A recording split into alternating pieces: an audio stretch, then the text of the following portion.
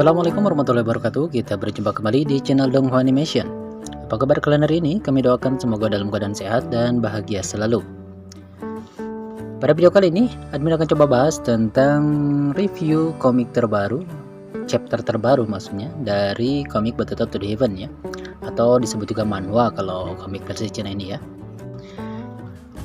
yaitu chapter 348 dan 349 yang menceritakan pertempuran Xiaoyan dan kawan-kawan menghadapi tubuh energi tingkat Bansing di makam surgawi lantai 3.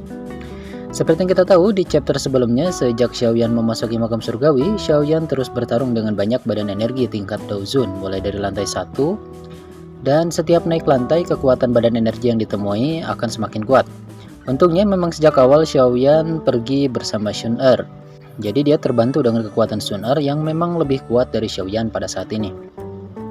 Setelah menghancurkan dinding pembatas dari lantai kedua untuk masuk ke lantai ketiga, Xiaoyan berkolaborasi dengan klan kuno lainnya untuk menghadapi serangga cacing purba. Karena cacing purba ini hanya bisa dihadapi dengan api surgawi. Jadi tentunya Xiaoyan yang menjadi andalan utama karena mempunyai api surgawi yang paling banyak dalam rombongan itu. Dan sebagai pamungkas, akhirnya Xiaoyan menghancurkan serangan terakhir dari para serangga kuno ini dengan menggunakan Angry Buddha Lotus 5 warna. Dan sampailah mereka di lantai ketiga. Nah, sejak memasuki lantai ketiga ini, semua klan kuno berpencar. Dan hanya saja karena Xiaoyan bersama dengan Shun Er, jadi anggota dari klan Gu yang sejak awal memang ditugaskan untuk menjaga Shun Er selama di makam surgawi, yaitu Gu Qingyan, Gu Xing, dan Gu Hua membentuk kelompok yang sama dengan Xiaoyan dengan satu tujuan, yaitu pergi ke makam Xiaozuan, yaitu makam leluhur Xiaoyan. Kenapa klan Gu juga ingin ke makam surgawi? Karena memang sejak pertama kali dibuka makam surgawi tidak pernah ada orang yang bisa sampai ke makam Xiaozuan atau ke makam leluhur Xiaoyan ini. Makanya ini menjadi kesempatan bagi klan kuno ini atau klan Gu juga ikut memastikan bagaimana kondisi dari makam Xiaozuan ini. Oke, karena versi manhwa sedikit berbeda dengan versi novel, jadi kali ini Mimin mau ingatkan bahwa versi cerita ini adalah versi dari manhwanya ya. Karena kita tahu sendiri karakteristik dari versi manhwa ini dibuat sedikit agak kocak dan alur ceritanya memang sedikit berbeda ya. Oke, kita mulai chapter manhwa Battle to the Heaven halaman 348 dan 349. Ketika Xiaoyan dan kawan-kawan tengah beristirahat dengan membuat api unggun untuk melewati malam serta berdiskusi tentang rute yang akan ditempuh esok pagi, tiba-tiba di langit malam muncul sosok badan energi yang sangat kuat, yaitu badan energi berlevel Bansing. Sosok tersebut diberi nama Sain Suodou atau Sain Pedang Darah. Di versi manhwa, Sain atau Sanin ini memang sedikit agak kocak. Pertama kemunculannya dia malah mengajak semua orang untuk bermain petak umpet karena sudah lama dia rasakan tidak pernah mendapatkan pengunjung manusia selama di makam itu.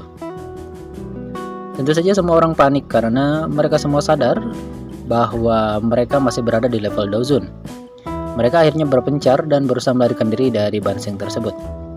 Namun sayang satu persatu berhasil ditemukan dan dikalahkan oleh Sanin tersebut hingga akhirnya giliran Xiaoyan dan Shun Er yang terakhir melarikan diri. Mereka melarikan diri bersama. Karena tidak ada jalan keluar, akhirnya mereka berdua bekerja sama untuk menghadapi Bansing tersebut. Karena kerjasama antara Xiaoyan dan Xiao Shun Er sedikit menimbulkan ancaman tertentu bagi Sanen Pedang Darah ini. Pukulan mengejutkan Shun Er membuat marah Sanen Pedang Darah. Bansing tersebut akhirnya membuat serangan dadakan dan membuat Shun Er panik. Dan dia tidak mungkin menghindari serangan tersebut dengan pertahanan apapun. Dihadapkan dengan pedang merah besar yang terbang, Xiaoyan berdiri di depan Shun Er tanpa ragu, mencoba melawan dengan kekuatan fisiknya. Melihat bahwa dia tidak bisa menahannya, Xiaoyan juga menunjukkan pertahanan terkuatnya, yaitu Dragon Phonic Ancient Armor atau Armor Naga Phoenix. Untungnya pisau raksasa berwarna darah ini tidak memiliki banyak kekuatan yang melekat padanya. Setelah sejumlah konfrontasi itu gagal untuk mematahkan armor Naga Phoenix milik Xiaoyan. Untuk kekasihnya, Xiaoyan bergegas maju dengan ceroboh mengetahui bahwa dia bukan lawannya tetapi masih mati-matian menjaga Shun Er. Kemarahan Xiaoyan telah mencapai puncaknya. Akhirnya pada saat ini tubuh Xiaoyan sudah dikelilingi oleh 5 api berwarna. Jelas Xiaoyan menggunakan yang terkuat dengan metode rahasianya, yaitu Skyfire 3 Mysterious Change yang sudah dia sempurnakan dan dia gunakan kembali untuk berjuang sampai mati menghadapi Sanen Pedang Darah ini. Saat Xiaoyan menggunakan skill ini, Perhatian Sanen ini tertuju pada dahi Xiaoyan, karena di sana ada tanda yang sangat jelas pola dari klan Xiao yang membuatnya merasa ketakutan. Saya percaya bahwa ketika datang kejadian ini, banyak teman-teman tahu bahwa pola dari klan Xiao muncul di dahi Xiaoyan. Adapun mengapa pola klan ini bisa membuat orang kuat tingkat Bansing begitu ketakutan, hasilnya pasti sudah jelas.